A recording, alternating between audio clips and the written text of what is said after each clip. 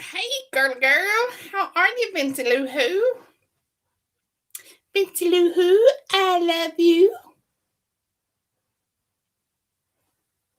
So, I just found out about 30 minutes ago. I'm going to Savannah next weekend. Whoop, whoop. On next Thursday and Friday night. Whoop, whoop. But the sad thing is, my niece, we're going down there. I'm going with my niece and my sister in law so that we can look at colleges. I'm not ready for my niece to go to college.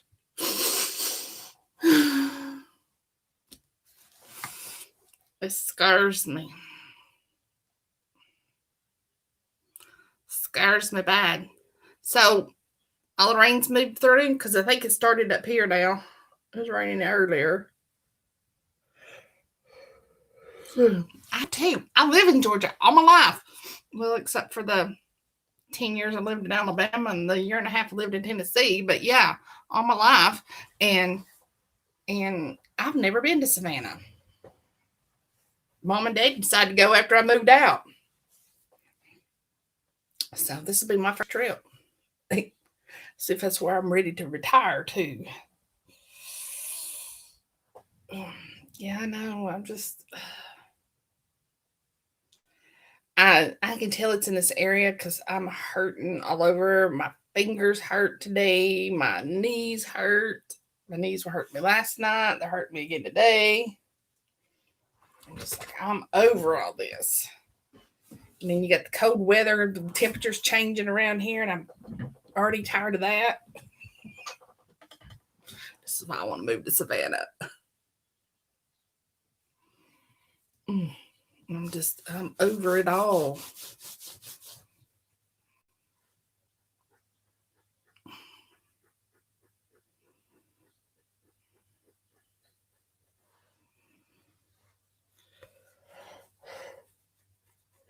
Yeah, Nina finally got to me. She's like, "Love you too, sexy mama." And I said, "I need a favor." She's like, "Okay, no problem." I'm like, "Yeah, right." Hey, everybody! If you're seeing Vincy comment on there and me talking to her, and you can't comment, sometimes it helps if you subscribe to my channel. Sometimes that helps. We haven't found a direct answer for that one yet. Hey, Nina, how are you?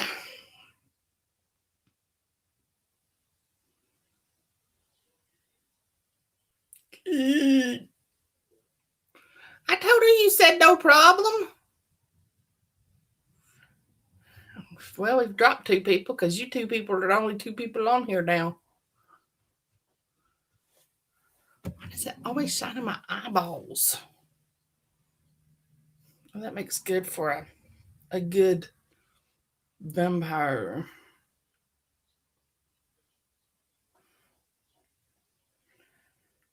Thank you. Just let me know whatever is decided. I don't even know who I had next week. Was it Craig?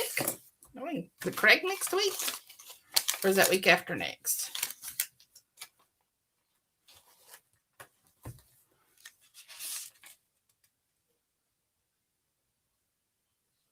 Okay, if it's Craig, just move him to Tuesday. That won't be a bit of problem.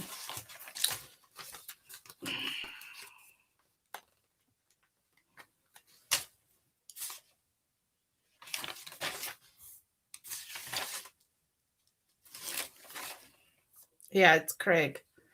Just move him to Tuesday. That won't be a problem. He won't care.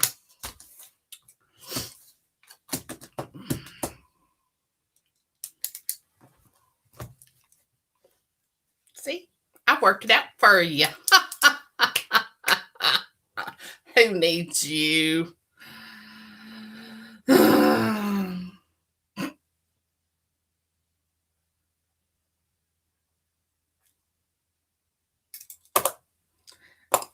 Ooh, Abraham Baker.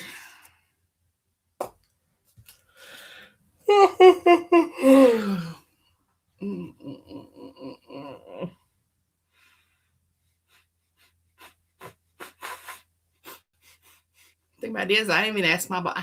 I've not even asked my boss at work yet, but I've been telling him I need time off, so he'll say go for it.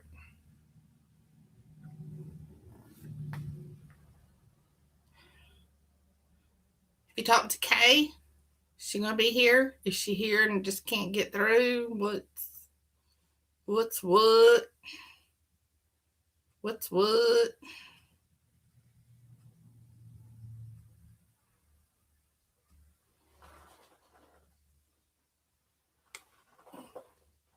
My chair's wobbly tonight. This must be sitting on the board.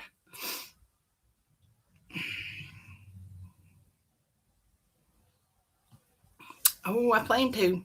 They want to do a ghost tour too, so I got to check that out. See if see if they're going to be doing ghost tours. I can make sure I pack all my mask.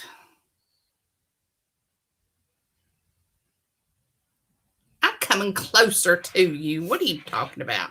I'm not leaving you. I'm getting closer.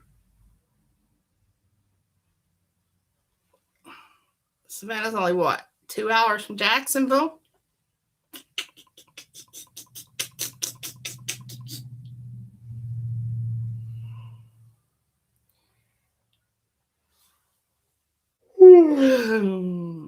What happened? What happened? What? That's not my fault. I'm here. Was it when I leaned over? What are you talking about, woman? You cray. All right, I'm gonna get started. You guys need to find out who all's on here and who all's not, because there's 4 people on here, and oh, looks like my neighbor just came back home. Okay, so tonight's book is called Voden, and it's the first book of the Chronicles of Voden, the Voden Chronicles. It's by Paulse. And there's the book, and his body is breaking away into bats. That's cool. This is going to be a little bit different than most vampire. It's a vampire book, y'all.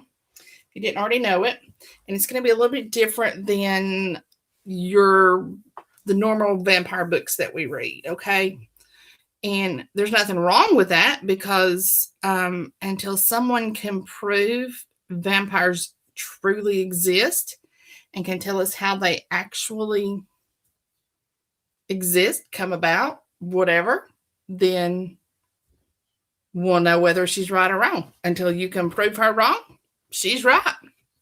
But so is everybody else. So, you know. All right. Introduction. Voden was dripping blood from his little body where he hung on rocky spikes. He'd been badly cut and beaten, especially inside. Again. The physical he's always felt he could handle no matter the circumstances. It was the emotional and mental pain that was always the most difficult for him. His past experience of emotional and mental pain had made him too mature for his age, leaving him feeling alone and strange. Now he felt even more alone and strange, for Casper had killed his father, and if friends that was almost like family cannot be trusted, who can he trust? Voden's mind was exhausted because he's known this pain all his life, but he had healed from it, and now he's reminded again, with a repeat far greater, for this time he was alone. If he survives, the responsibility and his maturity will be far greater. Casper thought he'd leave Voden to bleed out. His blows to the little boy had been lethal and deadly. Voden wasn't a full-grown vampire. He couldn't rapidly heal like all other full-grown vampires could. This satisfied Casper. With King Vic and Voden out of the way, the throne belongs to him. As everyone knew how fond King Vic was of Casper, as if they were brothers, he would most definitely be chosen to lead. All he had to do now was return to the castle, report the accident, and the council will appoint him king soon enough. This kingdom was never left without a king. It was unthinkable, even thinking about it. It was an amazing kingdom to rule and be king of Casper thought. For him, this was the start of new and promising things. Chapter 1.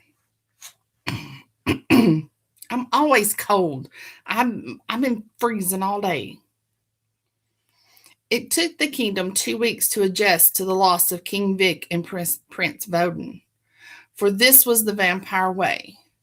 For what was lost to eternal death was lost forever. Life must go on to ensure success in the world of the living. However, there were a few who couldn't and hadn't moved on. The vampire knights. These knights were the heart, soul, and pride of the vampire kingdom, the most powerful force in the whole dark, immortal world. To them, Prince Voden was very important because he showed promise as a young boy, for he showed much more interest in the vampire knights than any royal has ever done, as well as the respect and honor he gave them. They felt like they lost a knight, because to them, they have. At Michael's command, the ruler of all vampire knights, they thrived in power and strength. They were much more than any royal. Michael had taught every knight the importance of being godlike. Therefore, they were gods in every sense. Gods that can overrule any kingdom and do and achieve everything they wished. Trained to be lethal alone, even more dangerous as a unit. However, bound to the duty of serving the throne. Currently, they were secretly searching for one of their own, regardless of King Casper's story that sounded plausible. Michael gave Tev and Nick the duty of looking for Voden, to inspect the scene where he was killed, and traveled to the nearest cities to observe for any evidence of signs of the presence of their prince.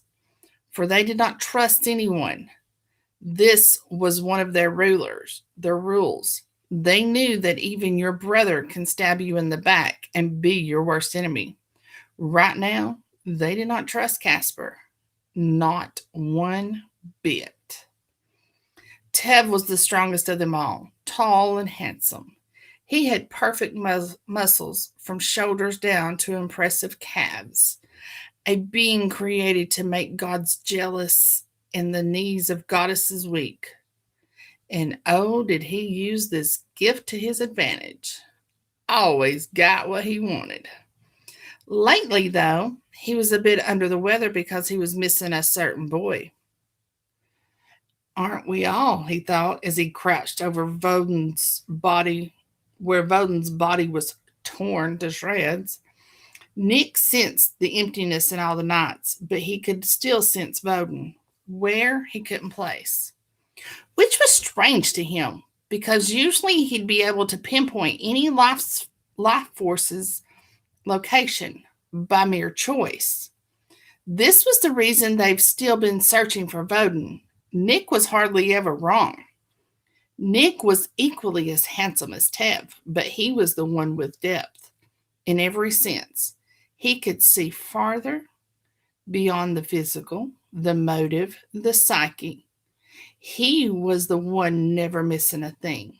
Nothing could ever hide from him. Hey, Raven. Lately, though, he was missing someone, and there was one person who he just couldn't see, even if he felt him. Voden. He ate because he was the one who gave truth and insight to all the knights, because he had been born with the gift of knowing. Now, and for the first time, he was uncertain and did not know. It's been 2 years that they've been searching, and now he's finally ready to call off the search. There was still a life to live, duties and responsibilities for them all of which they haven't been focusing on like they were supposed to. For Nick, it's time to move on and accept that they'll never know the truth for the very first time. Tev, we have to get going. We won't keep doing this. I've made peace. Make yours so we can leave. With a heavy heart, Tev closed his eyes, breathed in the air hard, knowing that he shouldn't let go, but had to. 2 years had been a long time without results. Nick, being the best, who usually cracked things in seconds, couldn't solve this mystery in 2 years. Heartbreaking. For when it mattered, they failed. You're right. It's a damn shame. After his long silence and thoughts, Nick answered as if reading his mind. We won't be performing the ritual. His life force isn't gone. Nick, we never break our rules, no matter what. Tev's concern for the rules clear. Nick was already frustrated with all this and was a bit agitated. What am I usually? Right, Tev answered. Exactly. We're not performing the ritual, and that's the end of it, Nick told him. I got you, so stop biting my head off. I'm as pissed as you. Now let's get back. Report this so I can leave and release all my tension between the legs of my always naked little vixen. Nick grinned at the thought of himself with his woman. He couldn't help but second Tev's desires. Yes, I also miss my Katie's warmth. I could and will use it after we're done reporting to the rest of the knights. They cloaked themselves and got back to the castle. From the secret entrance at the back of the castle and down a corridor, they immediately went through the illusion veil and disappeared. Something only knights were afforded to do because of their bloodline. Something only one other could do, Voden, and they truly missed that boy. As they entered their secret chamber, the other 8 members were waiting, namely Michael, their ruler, along with Vin, the strategic one, Kev, Tev's brother, and he was every bit like Tev, except younger and second strongest. Lav, the cunning one, he can drag out even an angel's worst behavior with his manipulations. Kaz, the elements yielder. Max, the flame and heat of the knights, and also ruler of the most powerful beast, dragons. Wes, the shield, the one who created the illusion veil. Last then, Mick, Nick's brother and weapon of the knights. Wes was very stunning in his every aspect, but he was more colder than the rest of the knights and was a very difficult vampire to hold down. It was very difficult for him to find the specific female who compelled him to love. So he rather beds females and send them on their way, usually heartbroken because without loving the female he beds, his love making is a weapon. It breaks the heart, soul, and mental state. Many females lost their lives because their one-night lover, Wes, did not love them back. Fact was that whoever slept with him usually died within a few hours. He didn't let this stop him from bedding females. He just saw it as them being incompetent to handle him, truly unworthy of his affections and love. Well, Wes, let me try that. Let's do a different voice. Well, Wes asked. The search is over. We need to move on, but I won't be performing the ritual. It's just not needed, said Tev. There was an eerie silence in the air as the knights were allowing the information to sink in. Then, finally, after they seemed like a lifetime, Michael spoke. You know what you're doing, so it's all fine, he said. This is all a damn shame, but I suppose we have to move on. Max got up, stood by the door, and continued. I need time on my own. So much has changed, and I need my flames and beasts to morph into these new developments. Do excuse me, Max said. The pain in his voice was evident. Max was a cold bastard who never had a care in the world. He always took what he wanted. However, he now missed a boy that was exactly like him in terms of owning the gift of the flame. For Voden could keep up with his arrogance and cold manner. He forced himself to accept and now just wanted to forget it all. Kev got up. I'm out. Y'all know where to find me. He was broken as he remembered how Voden taught him the word y'all. Where he picked it up, he didn't care. He just liked the way it sounded. To that, everyone just left. Plans of meeting again, and tending to their night duties in the air. They now needed to accept, mourn, and learn to move on with their vampiric existence. All these men did so between the legs of their women. Wes doing so with a woman he mindlessly picked. They were ruthless and hungry lovers. However, no woman complained about their lovers' possessive and dominating natures because it tasted sweet and incredible to be so viscerally wanted and fucked, to be so passionately loved. With them being vampire knights, they had more passion than the average vamp. These vampires had a deep connection that even if they were apart, they functioned together. Maybe not at the same time, but do the same things they did. Then, when they rested, they thought of the boy, of what he used to be like. Chapter 2. Hey, Olivia. Hey, Raven. Did I say hi? I don't even remember. Nina, did you get in touch with Kay? Chapter 2. When Voden was still alive. Sneaking away as always, though the guards appointed to see to his protection knew of this and covered for him in case his father asked about his whereabouts. They had been put under oath by the vampire knights to not question Prince Voden's choice to sneak out and train with them. Since the guards knew he was... I just got through eating some Funyuns, and I feel like it's on my teeth. I can't remember. I think I sleep. I read in my sleep. So they had been put under oath by the vampire knights to not question Prince Voden's choice to sneak out and train with them. Since the guards knew he was most safe with them, they were at ease and did not find trouble with it.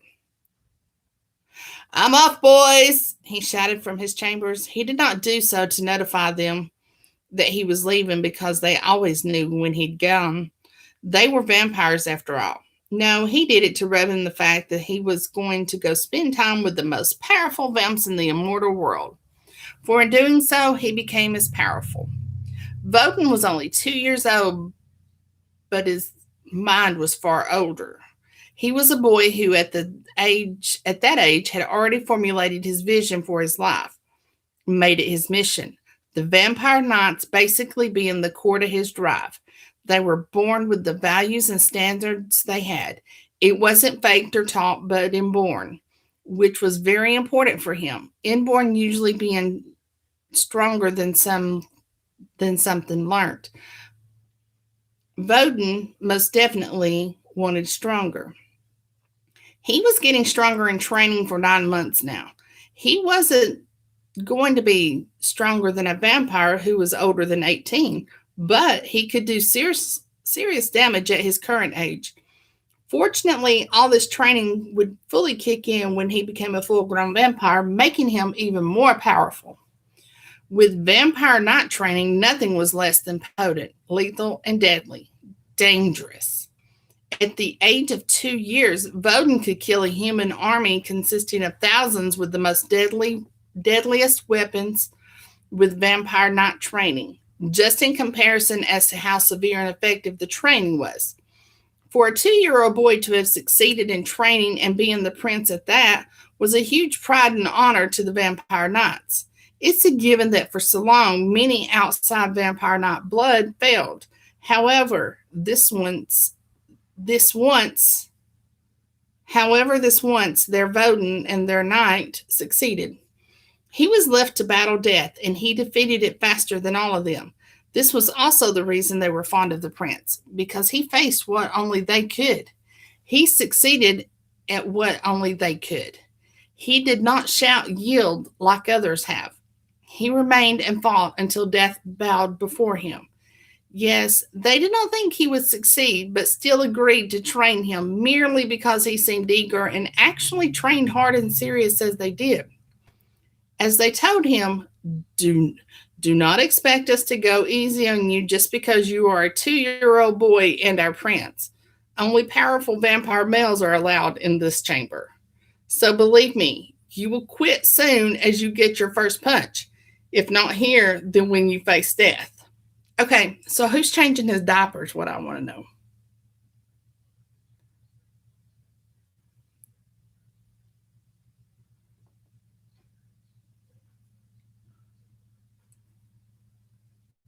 Asshat said it again.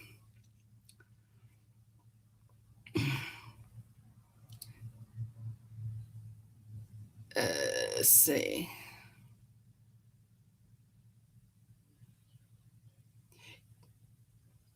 You dare underestimate me? It is your biggest mistake, Voden answered back, leaving them speechless and in awe because they could feel the power in his words. Not because of his choice of words, but because he could already give out insurmountable energy in the form of words, something only a vampire of higher power could do.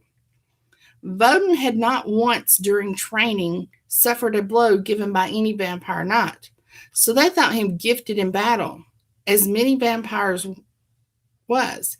However, all yielded within seconds when they faced death, all failing miserably. Even the vampire who was best in battle gave up.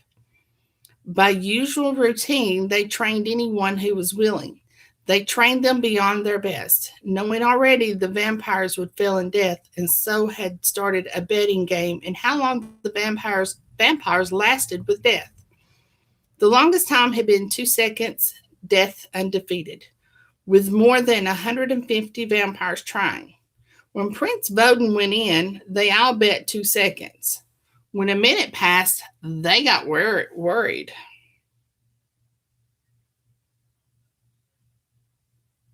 I guess he is. I got a 3-year-old nephew that some days he's potty trained, some days he's not. He, side story about him, went to a couple months ago, they bought him some big boy pants, some underwear. He's already in pull ups. So they told him if he had his pull ups on, but they told him, said, no, he had his big boy pants on, his underwear on. And they told him if he peed on the floor and got his big boy pants, if he peed on the floor, he was not going to get his new toy. And he had his big boy pants on. So he ran into his bedroom, came back out. He had pulled his pull-ups on over his big boy shorts. That's how smart he is.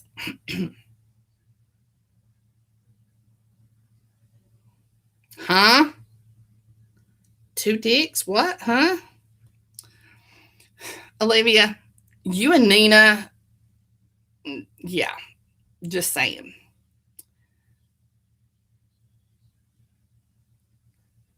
This is busy freaking me out, Ben said. This is the first, right? Kev asked. Is the boy even alive? Max asked. The boy is fine. I made a deal with death, Michael answered, leaving them all speechless and a little thrown off balance. Why the fuck would you knowing you'd pay for your already dead life, Michael? Lev asked. I'm making up these names as I go. I'm just trying. These voices as I go.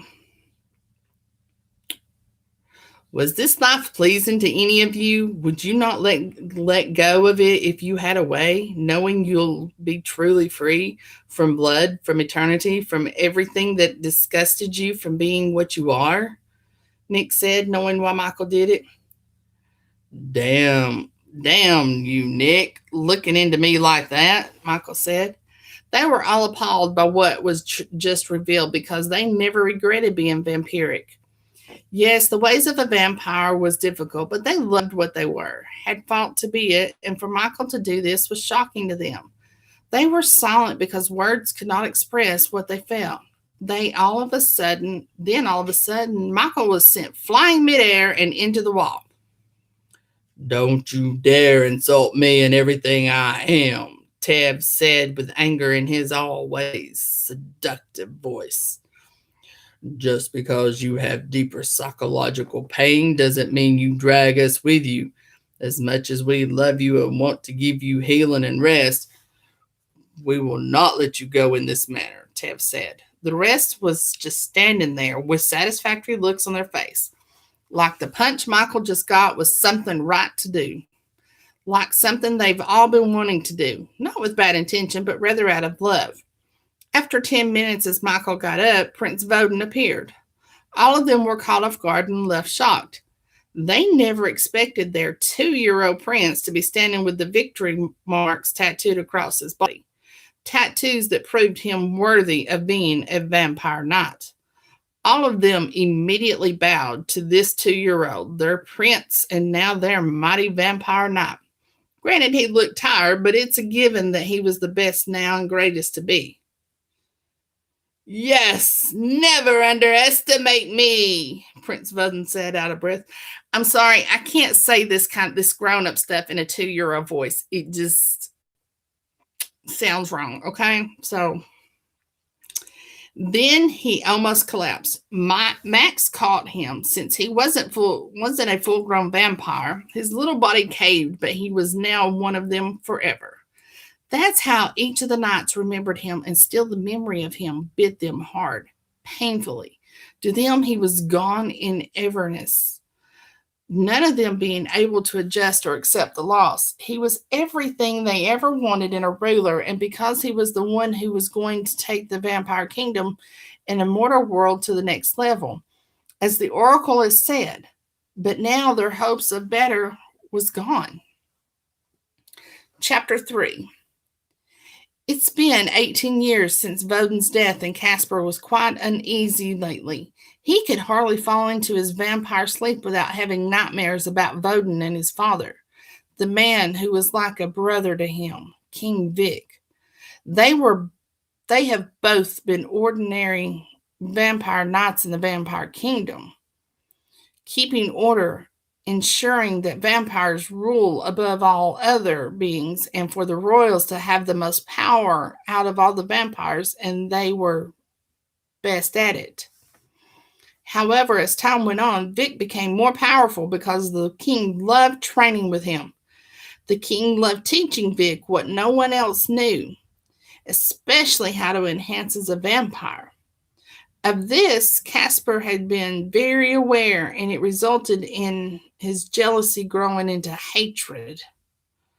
For he knew this meant that Vic was going to become king, since the king didn't have an heir of his own. Vic was also aware of this fact and knew he was being groomed to rule the vampire kingdom. He did not shy away from showing it. He'd usually tell Caspar, "Don't you worry, you'll be my second in command," which just added to Caspar's fury. This was because Caspar had other plans for himself, the kingdom and the whole of the immortal world. To him, Vic was just standing in the way of his destiny, as his mother had put it, when Caspar was but a boy. "My boy, take what is yours, the vampire kingdom, the throne, and the entire immortal world. It is your destiny," she told him with much passion. "How, Mommy?" he asked. "I will strengthen your blood with my magic and my powerful will. You will know what to do when the time comes," she said. She did exactly what she told him, bound her will and desires inside him, knowing that after she's dead, her spell and magic would take full effect. The fact that Caspar was half vampire too, her magic inside him would be most powerful. Caspar's mother knew she was as good as dead when she killed Kyle's unborn child his queen was carrying. King Kyle could see the witch's way. a magic signature that unseen to anyone except for the one who had the gift. This signature held the identity of the one who used magic, what magic they'd used, and why they've used it. It was a rare gift to be able to see the witch's way. But she didn't know at the time that Kyle had the gift. As soon as she heard that she was being hunted by Kyle himself, she flew with Casper, who was only 2 years old. It wasn't long after he found her at the secret hideout where he had taken her to make long hours of love. However, she managed to get away for a few hours. It left just enough time, Kyle, for her spell to be completed. Then, by all means, he was free to kill her because she would have her revenge through her son, their son, though she never told Casper that. She refused to tell him because knowing this would only mess with her plans. Casper was asleep by the time Kyle arrived. She made sure to be dressed in the most perfect red dress, looking exactly like the most perfect witch he'd ever seen. "So, you've come to kill me," she stated. "Don't you want to have your fun first before we part ways?" He was quiet for a while and looked around to see if they were alone. "Don't worry, he's in the other chamber asleep. He won't hear his mommy's pleasured screams," she said with a seductive smile. He looked at her with loss in his eyes and began to speak with a strained voice. "How could you do this to me?" he asked with pain on his face. "How could I?" she asked in disbelief. "You proclaimed love to me, but still made your wife pregnant after you told me that the two of you didn't share the same bed, that you were going to leave her for me and make me your queen," she bit out in fury.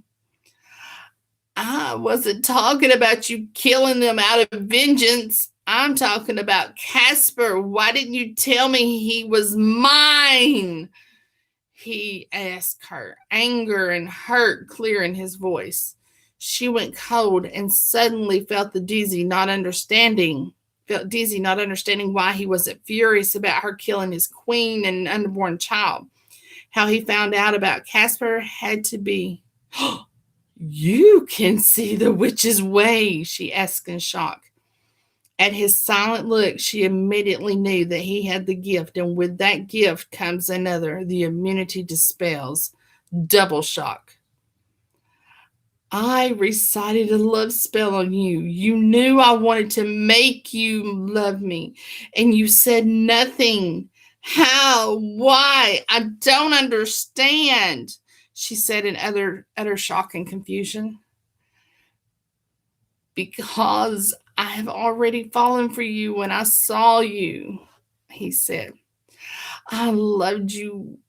I loved how I loved how you were so confident when you said you could have everything you want if you wish it," he finished.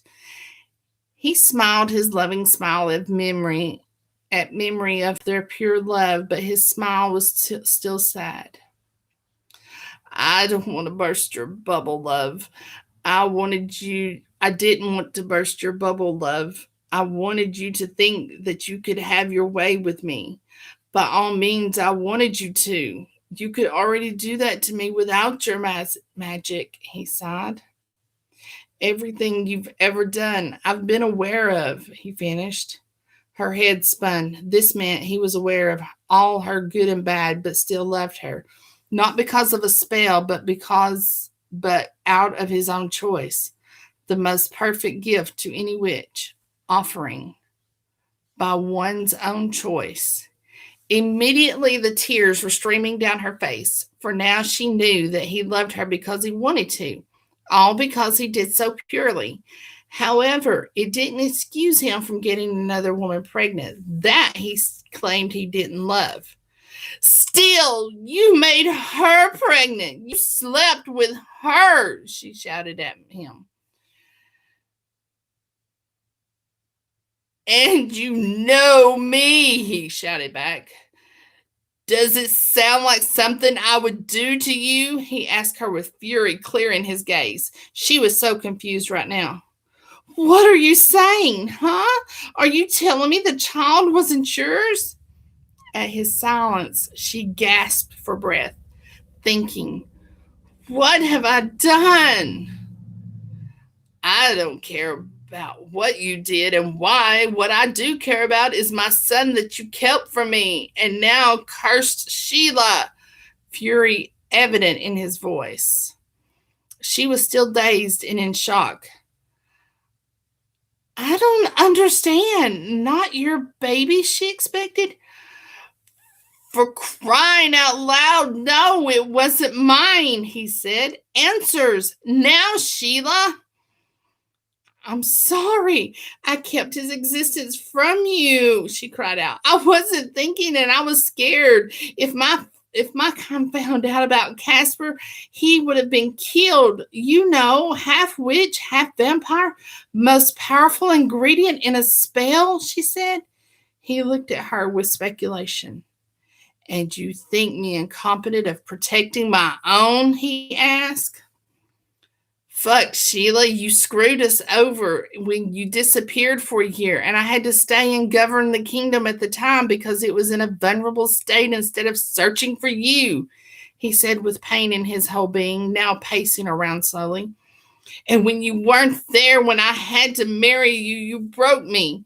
To think that woman I wanted to marry was gone, and because of your sudden disappearance, I was forced to marry someone else because in that short while the kingdom needed to convey solidarity," he said lifelessly. She couldn't believe all she was hearing, couldn't believe her fears kept her from living, that now it ruined her. "Sheila, you are a very powerful witch and the woman I love, but I cannot and will not have you in my future any longer." Still immobile and in shock, she said, "You can't do that." "I have done my best in our relationship, but it's over, and my son is coming with me, cursed or not." He walked past her and came out with Casper sleeping on his arm. He saw her lying on the floor in her own blood. He wasn't even shocked, just hurt because now the curse was active. His relationship as a father with his son over, and the future of the vampire kingdom and immortal world was now in danger of evil because caused by Sheila's pains and hatred for the life she had. It will now be fulfilled by their son, a son he refuses to kill. He'll find a solution, he thought. "Goodbye, my powerful witch," he said with pain worse than hell. He left with Casper on his arm, knowing he'll have to find a way to alter the future with good. So he took the boy back to the castle and left him with Halsey, a 52-year-old vampire maid who's always wanted a child. "Take good care of the boy," he told her. She was so happy that she couldn't say much, but her tears were telling enough. He left and made a trip to the oracle, who told him everything. She's hatred and pain is cost Sheila's hatred and pain is costing you dearly," she said. "I wasn't enough, unfortunately," he answered back. "It wasn't you, dear. Her scars were too great. But find the boy called Vic. Raise him as your own. Teach him everything how and make him teach him everything how and make him your chosen heir. He will be killed by your own son, but not before he gifts this world with his heir named Voden," she said, with despair in his eyes. "Another life," he whispered. "When will her wrath end, and how will I live through when will her wrath end, and how will I live through all this pain?" he asked as if to himself. "Voden will unfortunately also suffer brutally, and that is all I can tell you," she ended. "Doesn't help," he said hopelessly. "Do as I said, Kyle, and by all means leave when you pass the throne to Vic. You around will awaken and strengthen Sheila's will inside Casper. You evoked everything inside the witch. Give her full strength. Gave her full strength, and that will only make Casper hurt all of us the more, she said. Go sleep then until this is taken care of. Long time, but worth it, she finished. I refuse to blame myself for this misery, he said heavily. Remember, Kyle, for greatness to be, a lot of sacrifices need to be made for greatness to be worthy great. To be a worthy great. He was drained and planned on taking his fill of women as he chose, as he didn't need to feed on blood. As none of the vampires here needed to, thanks to his elite bloodline, ensuring stability and immunity against bloodthirst except for sexual pangs. Goodbye and thank you. She said nothing and just watched him leave, despair and hope filling her. The balance of things, she thought. The oracle suddenly woke to the flashback of years ago when Casper was but a boy and Kyle visited her. Why she saw this now, she did not know, but it left her restless. Now, Casper was king and Voden had suffered brutally and died. The fact already left her tired of the pain Casper had started inflicting. She got out of bed and made a fire so she could meditate and open her third sight to the visit Casper in his sleep spirit to see inside his mind. She sensed that after much struggle, Casper finally fell asleep, dreaming of how good it felt to kill Vic and leave his son for dead. In his dream. It was a beautiful night because he'd gotten the vampire knights to leave, in actual leaving the king and his son unguarded on an important mission to them, but out of his way so he could make his sinister plans, eradicating the two who took everything that was his. As he felt he deserved the throne somehow, the vampire kingdom and the immortal world, as his mom had also told him when he was but a boy. Words that somehow strongly stuck to him after all these years. It stuck to him very strongly, he told himself as he was walking to King Vic's room. He ordered all the palace guards to keep watch outside since the vampire knights weren't here to protect the castle. However, leaving all the chambers vulnerable. He came up to the king's chamber, opened the door, and found him knocked unconscious. He had paid a very large sum for a vampire sedative. He was actually paying for the life of the rare breed that was both vampiric and witch. The most powerful specimen in a spell, like himself. He then paid the witch to formulate the sedative stronger. This, of course, taking a lot from the witch's energy. But to Casper, it was all worth it. He beheaded King Vic and cut out his heart and burned it right there in midair with a magic trick he just happened to know without being taught. He didn't know how he knew it or why he could do it as long as he fulfilled his destiny. He left the room knowing whoever found the body wouldn't suspect him because it all looked like the work of a witch.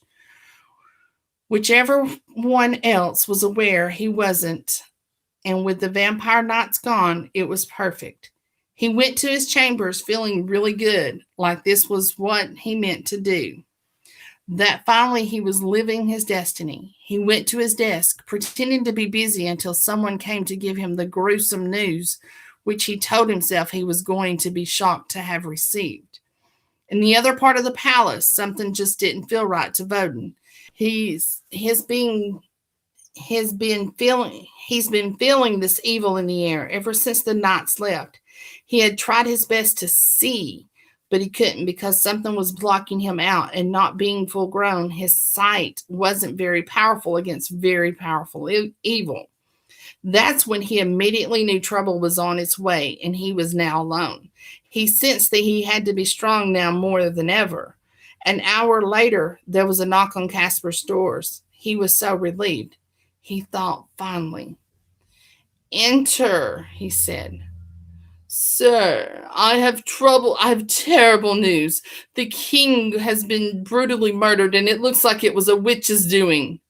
What? He said, pretending to be shocked.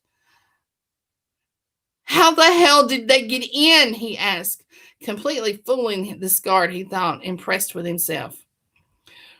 We don't know, and there was no way they could have come through. The palace is heavily guarded, the guard said. Let's go, he told the guard. The guard followed him. They rushed to King Vic's chambers. He threw the door open with urgency and immediately froze on sight. No, he said as he staggered, getting weak in his knees. Vic, he whispered, a tear trickling down his cheek. The guard placed a hand on his shoulder when he saw Casper's pain. I am truly sorry. I know he was like a brother to you, but you must be strong now because the kingdom needs you now. You will have to be appointed king until Prince Voden is old enough to step in, the guard said. He kept himself in shock and just nodded. I need to inform the boy, he said, staggering to the nearest chair and falling into it. He placed his elbows on his thighs and held his face in his hands, then wiped his hands through his hair, suddenly getting a grip on things. Guard, sort this out and get to the bottom of this. I do not want our little prince to see this. I'll take him away and break the news to him far away from here. He's still a child, and I want to thoroughly prepare him for this life-altering event. We'll return soon after. The guard nodded. Whatever you think best, sire. Voden heard it all. The words of the guard and Casper and one maid who speculated that this was Casper's doings. I've seen him practicing magic before, and at times he spoke ill of his king and prince, and who would excuse him with being tired. It's him, I tell you. And listen to this. He got the king to send all the vampire knights away, and he sent all the palace guards outside, leaving this place unguarded and the king vulnerable. And with them gone, he could do anything, he heard her say. Alarm sounding in his mind and body, he knew if he heard all this from his room, so did Casper, and that maid will be paying with her vampiric life. Casper heard the maid and made a mental note to take care of the bitch immediately, he thought. Right before he takes little Prince Voden away, he decides, walking down to the kitchen where she was now alone. He turned her around so she was staring into his eyes. He immediately brainwashed her. All she remembers is her duty as a maid and nothing else. He then left, wanting nothing more than to tie up the last loose end. Voden. Voden knew a lot. However, he knew he must act the 2-year-old everyone thought he was. For everyone except his chamber guards and vampire knights knew he was more. He already knew Casper was coming for him and decided he was going to act until Casper confessed to killing his dad right to his face. He was pretending to read when there was a knock at the door. Enter, he said. Prince, we need to leave earnestly. I need to talk to you where palace ears can't hear our conversation, Casper said. All right, but is my father informed? He asked. Can't you imagine a 2-year-old saying this? I love it. But he's a vampire, so he could be. Your father trusts me, and so should you. He is somewhere else at the moment. He cannot be disturbed, Casper answered. Of course, we must get going then, the little prince said. Trust my ass, he thought, because a vampire knights trust no one. Everything was going smoothly, Casper thought. Soon he'll be king of the immortal world with no more obstacles. They reached Cascade in record time. They were vampires after all, but he didn't expect the boy to keep up with his speed. Yet he did. Odd, he thought. Cascade was a mesmerizing place, with the waters of the waterfall and stream being crystal clear. The place was magical and very bewitching, a place only witches visited and no one else dared to. It left Voden wondering why here, then suddenly remembering the maid's words. Saw him practicing magic, and that could be why. Which was double bad for him because he was on his own and outnumbered by strength. Oh, I just love this place. It easily energizes me, Casper bragged. Now, he continued, I won't beat about the bush any longer. I killed your father because the throne belongs to me. Unfortunately, you are also in the way, and I brought you here to kill you and to cover up my killing. You see, this place will eradicate your whole existence. No one will know that I killed you, of course. You know, we were just passing by when a whole bunch of witches unexpectedly attacked us, and I couldn't save you, unfortunately, Caspar said with a smirk. Voden knew there was nothing he could do but just ride it out and hope he'd survive, and if he did, to avenge everything that went wrong in his vampiric existence as a boy. His dreams also being great reason for him to hang in there for the remainder of whatever Caspar does to him. However, he must not suffer his father's fate, death. You are pathetic. Your daddy issues have you hating on me. Shame, poor you never having a daddy around to play with you or show you to be a real vamp. I feel so sorry for you, Voden said, knowing this would make Caspar torture him instead of going for the immediate kill. You little bastard, where did you get that tongue? But it doesn't matter. I'll hurt you real good, hard and long now, Caspar said with pain and hatred clear in his face, his gaze, and his voice. Ace, Voden thought, soon followed by the hardest blow he'd ever allow, which sent him through the air, hitting a boulder hard that it cracked and split the two in two. Then he felt his foot being lifted off the ground, followed by his body. Then it came down into the rock surface hard and left the rocks crumbling. He'd never allowed himself to be hurt, and today he must admit it hurt worse than hell, but he had to. He wanted his dreams to become a reality. It was bigger than himself, the knights, this kingdom, and immortal world. He just has to survive. At that thought, he started coughing blood. Heck, now it hurt, and he probably had broken bones now, too. Then Caspar told the boy, Death is yours, he said with utmost anger, sounding in his voice. He threw Voden straight into the rocky spikes and left him to die. It felt good to Caspar. He felt full. To his dream, he awoke, glad he accomplished to kill the boy 18 years ago. Voden would have been 20 years of age had he been alive. Unfortunately for the prince, though, he wasn't alive, Caspar thought. The oracle was appalled by what she saw inside Caspar's head, deciding that she will never make such a visit inside his mind again. With that thought, she couldn't understand why she couldn't see the future of the immortal world like she used to anymore.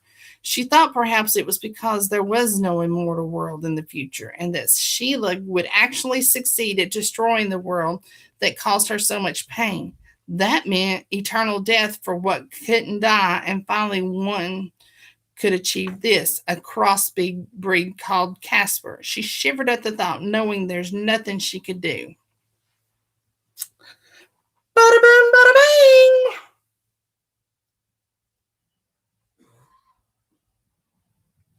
What y'all think? I'm stopping there. It's pretty interesting, isn't it? Something different.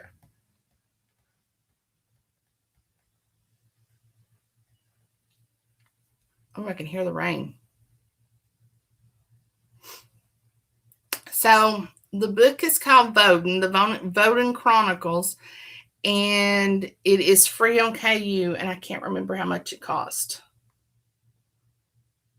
So,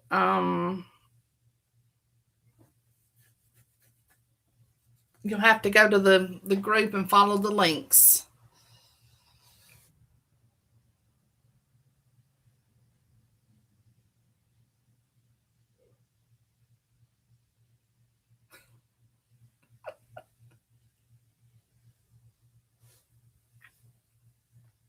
Oh, you guys are awful. You guys are just so bad. What am I going to do with you girls? Alrighty. So tomorrow night I have, it's got a strange name, Love and the Liffey by Sarah Beth James. Another new to the Nook to live reads. All right, ladies. Okay, go buy the book. Give Miss Okay, some love. And I will see you girls tomorrow night. Now, next week, I will be on Tuesday and Wednesday, but not Thursday. So, just so you know. All right. You girls have an awesome, awesome, awesome night. Be safe out there. I'm going to go to sleep to some rain and take some pain pills so that hopefully my knees will quit hurting and my joints will quit hurting. And you guys just have a good evening. Happy reading, everybody.